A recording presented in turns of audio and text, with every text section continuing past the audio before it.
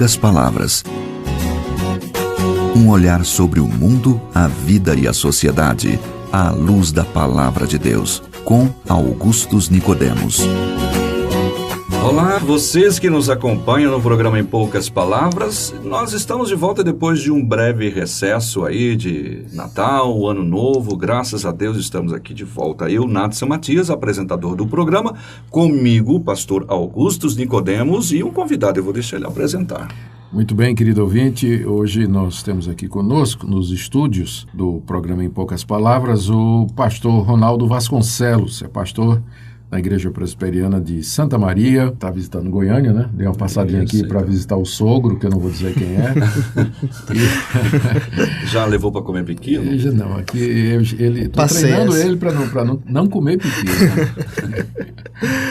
Então, vou passar a palavra ao pastor Ronaldo para ele dar uma palavra de saudação para os nossos ouvintes. Obrigado pelo convite, obrigado pela oportunidade e o privilégio de estar aqui com os irmãos e, quem sabe, contribuir também com alguma coisa. É um privilégio nosso. Então tá bom, vamos lá começar mais uma edição do nosso programa Em Poucas Palavras.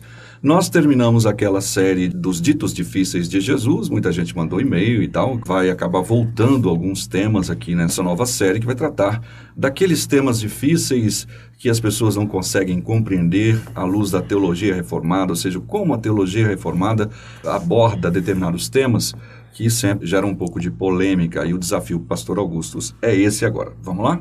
Vamos lá. Pois bem, pastores, né? O pastor Ronaldo está aqui com a gente também hoje e o pastor Augustus Nicodemos. A Nayane Silva, ela manda aí uma pergunta para a gente que tem a ver com esse tema. E muitas vezes arminianos e reformados têm alguma dificuldade e às vezes não compreendem muito bem e geram algumas dúvidas. E a pergunta dela, então, é o tema do nosso programa de hoje.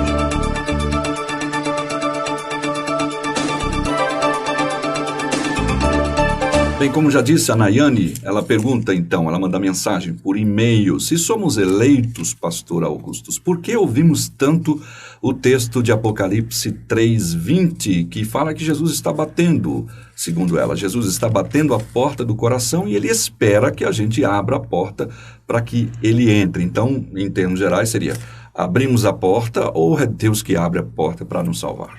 Muito bem. Em primeiro lugar, nossa saudação a Nayane, obrigado pela sua pergunta.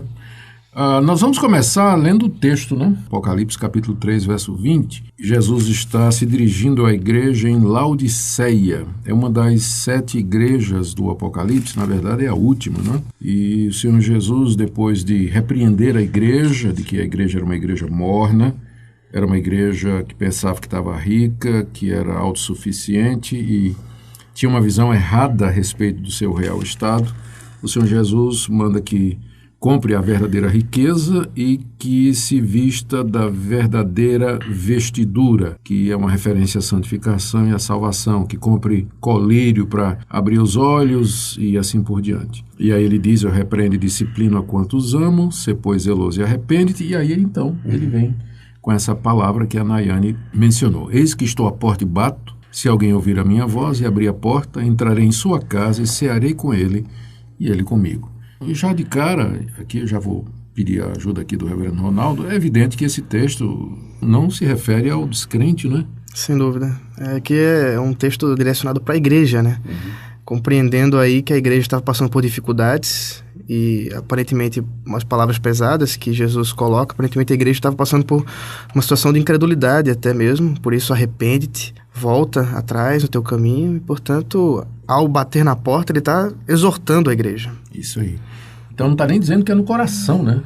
Aqui Jesus está usando a figura de uma pessoa que chega na casa de outro, bate e espera que alguém atenda. Responda lá. Isso.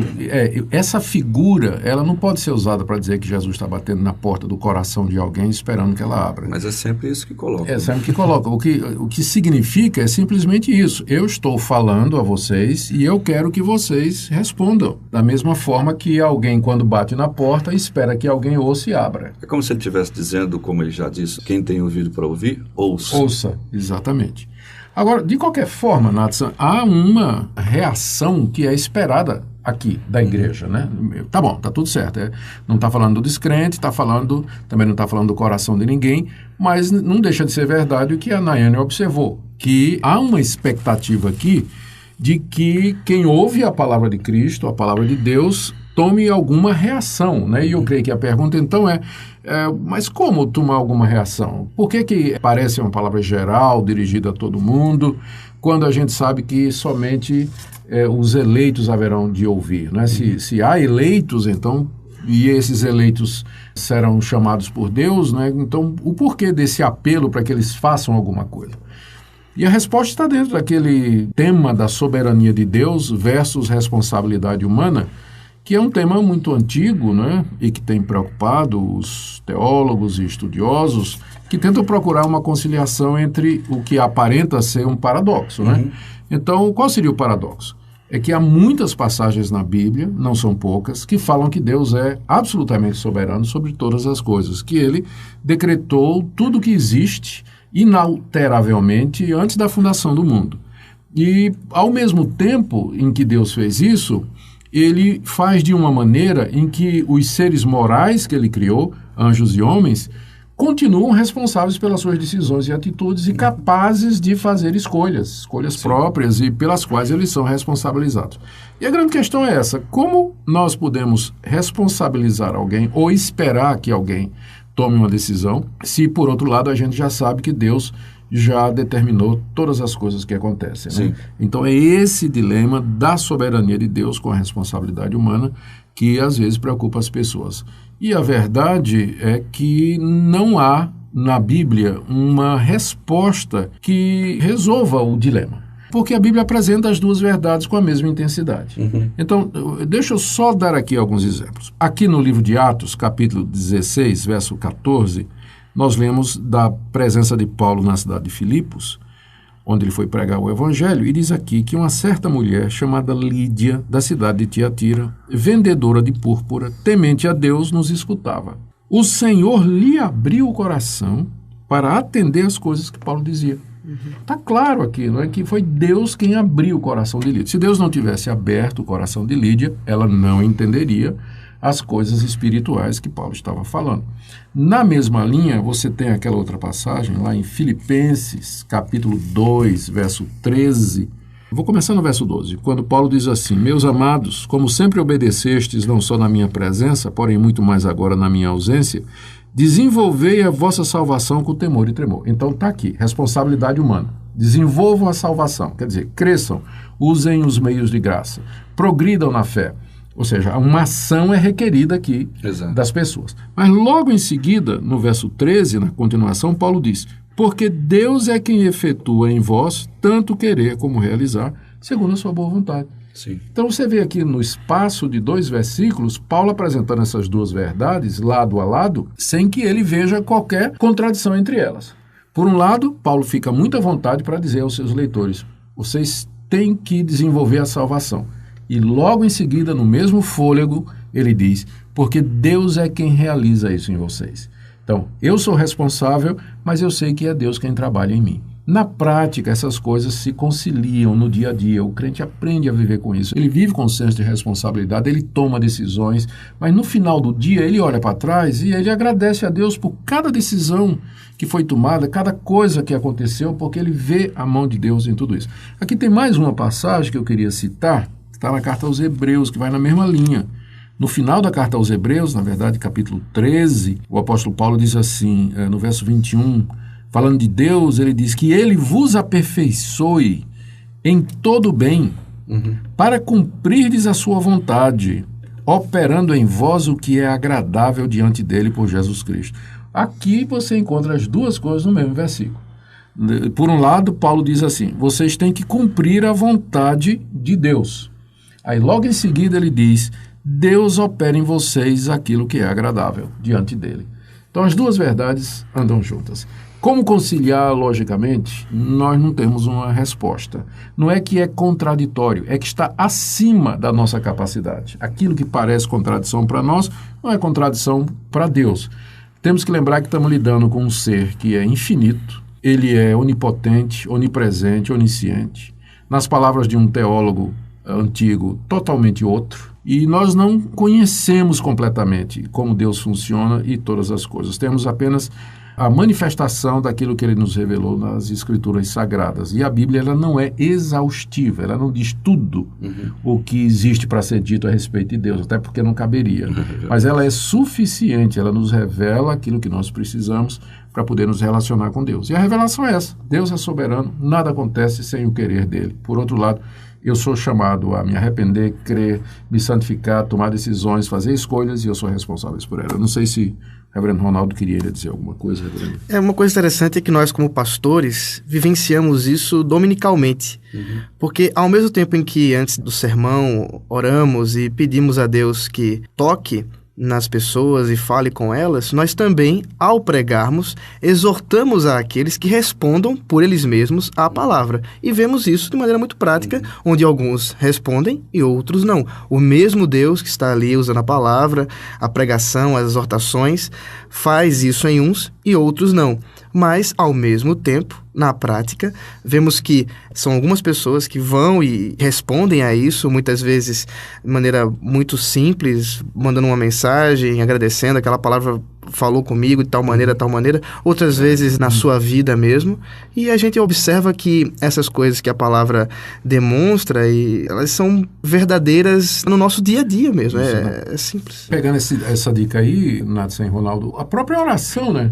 Eu tenho certeza, por exemplo, que a Nayane, que mandou essa dúvida, que é uma dúvida sincera, não tem o menor questionamento sobre isso, mas ela, quando ela ora como se tudo dependesse de Deus. Exato. Né? Ela pede, ela suplica, ela intercede, ela coloca tudo na mão de Deus, porque sabe que Deus é poderoso para fazer todas essas coisas. E aí ela se levanta e ela vai agir como se tudo dependesse dela. Vai tomar decisões, vai fazer uma coisa, vai fazer outra, não é? Então, na prática, essas duas verdades se harmonizam. E a gente aprende a conviver com elas. Acho interessante aí, quando tocou na questão da oração, né, de pedir a Deus que faça as transformações, que tudo depende dele. Me lembro, na certa ocasião, de um rapaz que nós começamos, então, uma reunião de oração a semana inteira, né, e cada um ia lá, colocava aquele pedido de oração para, durante a semana, os grupos estarem, né, orando juntos. Ele pediu vida consagrada, mas não participou de nenhuma das reuniões de orações. Tá. Eu fiquei esperando, pô, será que ele está esperando que vai chegar lá em Sedex, né, digamos assim? Então... Nath, isso que você falou é tão importante, porque, veja só, se a Bíblia apresenta essas duas verdades e não há uma solução lógica no relacionamento das duas, a gente não pode resolver essa equação eliminando uma das partes.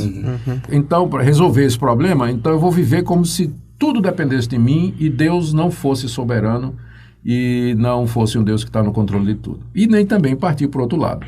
Já que Deus determinou todas as coisas, eu não vou fazer nada, eu vou ficar paradinho. Quietinho. A gente tem que manter as duas coisas em tensão, juntas e andando. E aquilo que Deus uniu, que o homem não separe. Amém. Obrigado, então, pela resposta muito interessante aqui para a Nayane.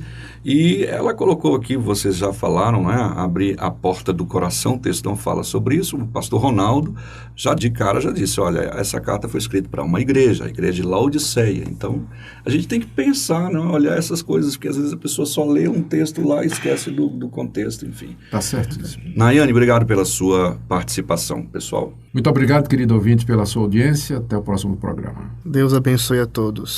O Seminário Presbiteriano Brasil Central, através do Sistema de Ensino à Distância, disponibiliza cursos de capacitação e treinamento de liderança para o fortalecimento de igrejas locais. São cursos muito práticos, totalmente feitos por meio da internet, com videoaulas de qualidade para atender às necessidades da liderança de sua igreja. Mais informações no site www.spbc.org.br/EAD.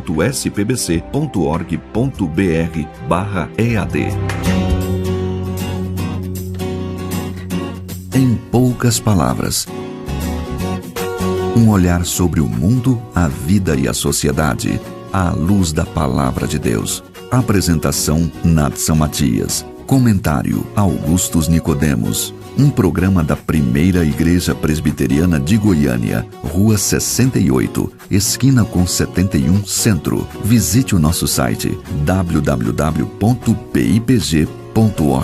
Apoio Seminário Presbiteriano Brasil Central, Goiânia.